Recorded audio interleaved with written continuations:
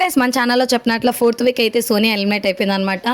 Big boss fans అందరూ చాలా హ్యాపీగా ఉన్నారు సోనియా ఎలిమినేట్ అయినందుకు. అండ్ ఇప్పుడైనా నిఖిల్ అండ్ పృథ్వీ వాళ్ళ సెల్ఫ్గా వాళ్ళు గేమ్ ఆడతారేమో చూడాలి మనం ఇప్పుడున్న ఎపిసోడ్స్లో. అయితే 5th వీక్ ఎవరెవరు నామినేషన్స్లో ఉన్నారు, ఎంతమంది నామినేషన్స్లోకి వచ్చారనేది ఈ వీడియోలో నేను మీతో షేర్ చేసుకుంటా. లేట్ చేయకుండా వీడియోని స్టార్ట్ చేద్దాం. ఫస్ట్ టైం మన ఛానల్ ఎవరైనా చూస్తుంటే ప్లీజ్ సబ్స్క్రైబ్ చేసుకొని వీడియోస్ అన్నీ చూస్తూ ఉండండి.